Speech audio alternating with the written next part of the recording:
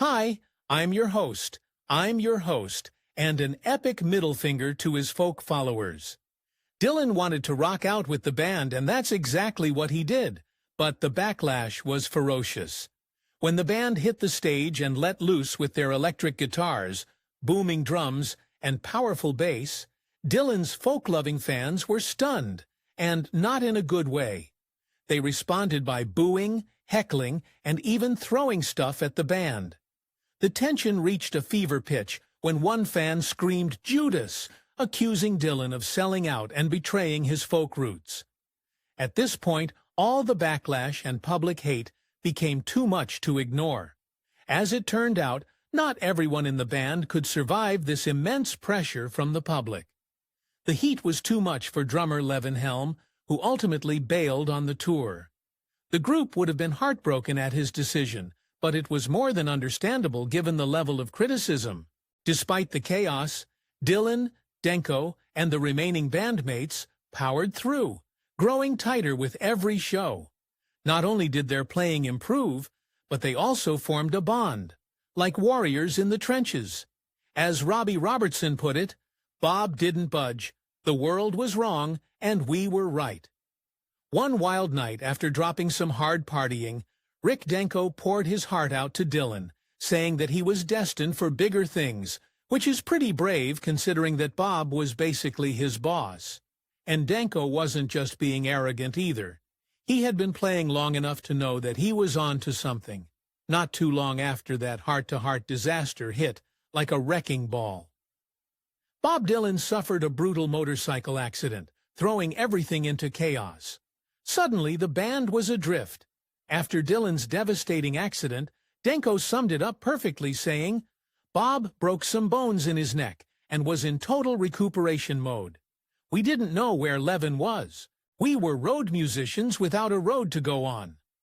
Just when it seemed like Denko was stuck in a rut, he found himself in Woodstock, where Dylan was recuperating. Life in the countryside gave Denko plenty of room to breathe.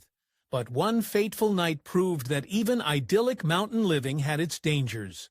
At a certain point, he became a little too drunk and a little too high, which was when he decided to get behind the wheel and race one of his fanmates through the twisting mountain roads. What could possibly go wrong? As the fog thickened and the countryside blurred past, Denko floored it, desperate to catch up with his friend. Bad move. On a hairpin turn, the cast slid out of Denko's control. He desperately slammed on the brakes, but it was too late. He likely saw his life flash before his eyes right before he plowed into a tree. What followed was a harrowing ordeal that would leave him fighting for his life. They say that isolation can be one of the greatest things about the country, but it can also be one of the most dangerous. After the crash, Denko's shattered car lay hidden in the woods, and for 6 hours he sat unconscious, critically injured and bleeding out. It was just pure luck that the band's manager eventually stumbled upon the wreck. When he pulled out Denko's battered, blood-soaked body from the car, he jolted awake, screaming in pain and terror. The human body is an amazing thing.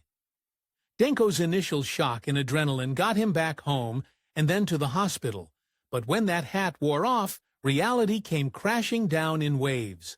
Racked with unbearable pain, he screamed in agony and confusion, desperate to know why he couldn't move. When he finally convinced a nurse to explain what was wrong, her answer hit him like a freight train. Denko's relief at surviving quickly turned to horror when he learned the extent of his injuries.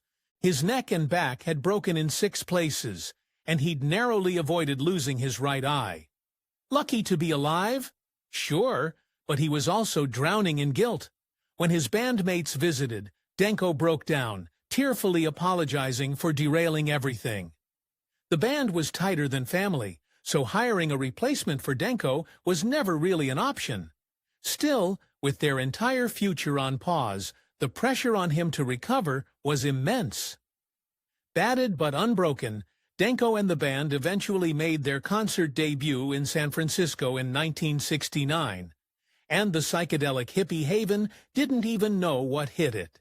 In a sea of tie-dye and surrealism, There were a bunch of dudes wearing flannel, playing fiddles and accordions, and singing about the beauty of small-town life. Audiences may not have quite got it at first, but music from the Big Pink became a commercial and critical triumph. Denko and company weren't just breaking the mold, they were creating an entirely new one. In 1974, Bob Dylan and the band joined forces for a massive world tour, and this time around, the group got to play a set of their own tunes as well. With sold-out shows and venues that were bigger than anything they had ever played, the stakes were sky-high. But at this point, it was obvious that Denko's work hard, play harder lifestyle was catching up with him. It's well known that with fame and success come temptations, and for many groups, the pressures of the spotlight lead to a spiral of indulgences. Sadly, the band was no exception, and Robbie Robertson was getting frustrated at watching his friends binge drink and dive into the dark world of harder substances. Robertson admitted that he felt helpless in the face of this monster. The cracks in their brotherhood were starting to show. As much as he loved his brothers, he knew it was time to chart a new course. His exit plan? A grand farewell concert for the band on Thanksgiving Day in 1976. To drum up excitement, the group appeared on Saturday Night Live a few weeks before the big event. Their farewell concert wasn't just any goodbye, it was a full-circle moment, held at the same San Francisco venue where it all began in 1969. The star-studded event made for a memorable Thanksgiving. Speaking of star-studded, legendary director Martin Scorsese filmed the event, turning it into one of the greatest rock documentaries of all time. But the behind-the-scenes action was more dramatic than anything on screen. Scorsese himself later admitted that he was using nose candy heavily during the shoot, and tensions within the band were about to boil over. Some members were bitter about the film spotlighting Robbie Robertson, but a few outsiders noticed that Denko quietly captured the spotlight. Bernie Taupin, Elton John's legendary songwriting partner, even wrote a letter to Rolling Stone saying, "I don't think I've ever seen Rick look that good. He was trim, fit, and handsome, and played and sang beautifully.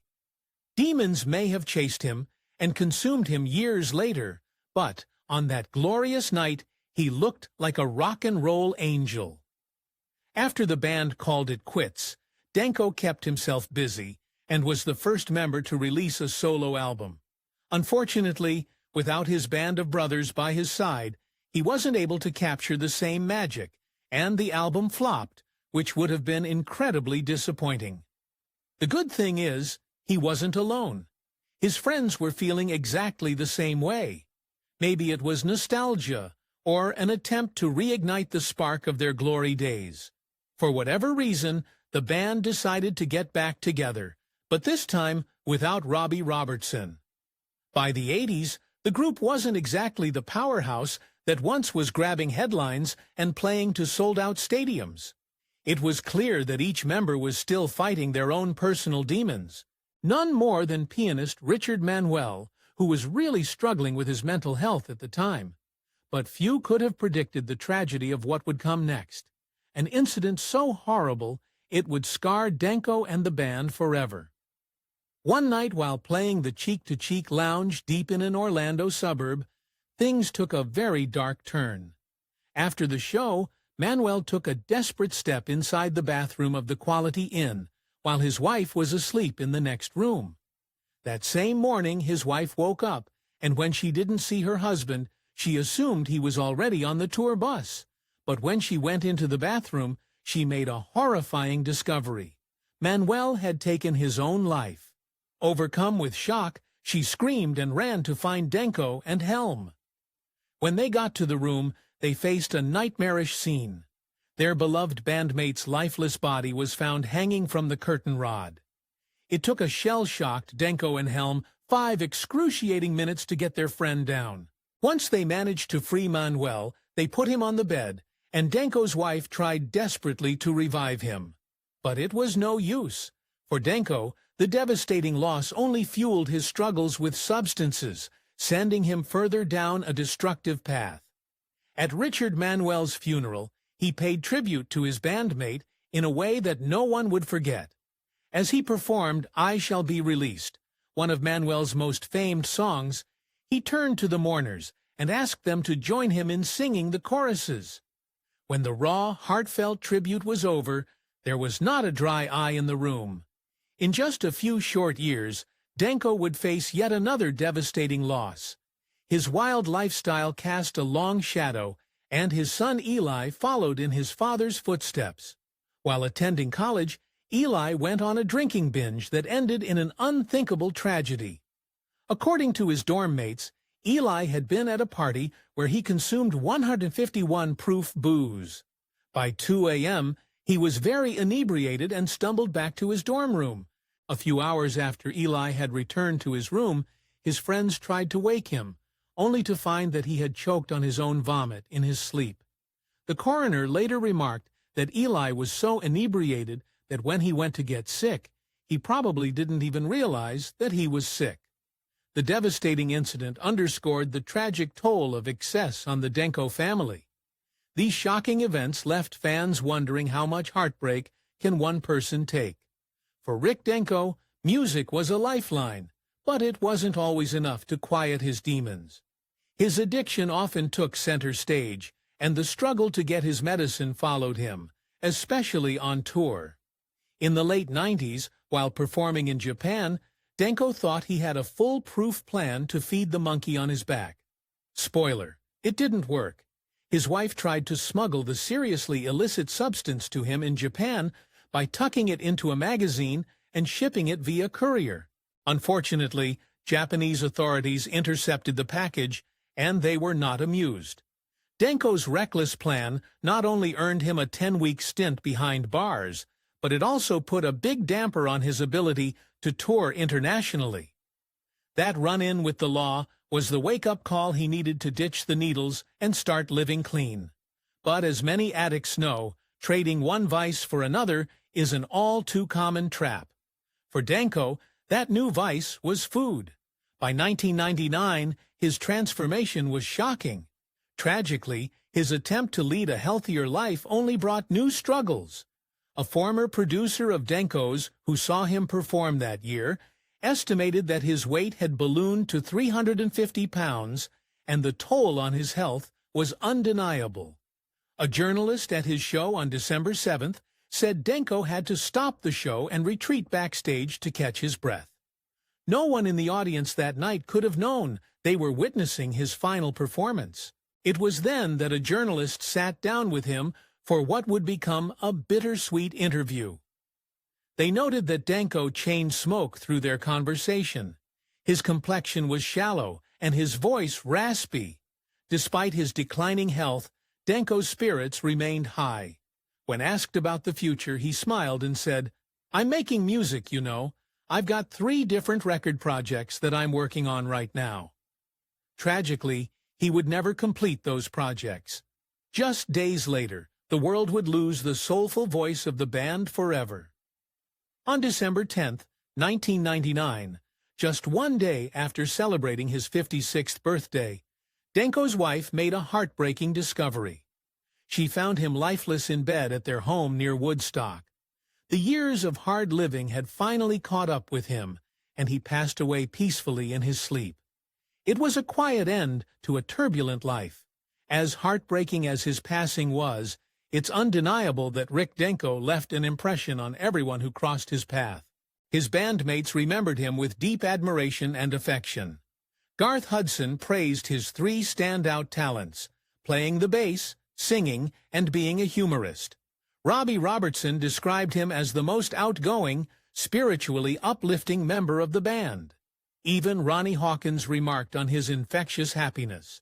An undeniable talent, cementing his place as a beloved figure in music history. Beyond his musical talents, Rick Denko is fondly remembered for his generosity, along with his great humility and a certain childlike innocence. Though he's no longer with us, his legacy speaks for itself, and his music will remain for years and years to come. If you enjoyed this Factor 8 video, Give it a thumbs up and subscribe for more incredible stories. Want to say in who we cover next? Join our membership program through the link in the description for exclusive perks. Your support means everything to us. Thanks for watching, and we'll see you in the next one.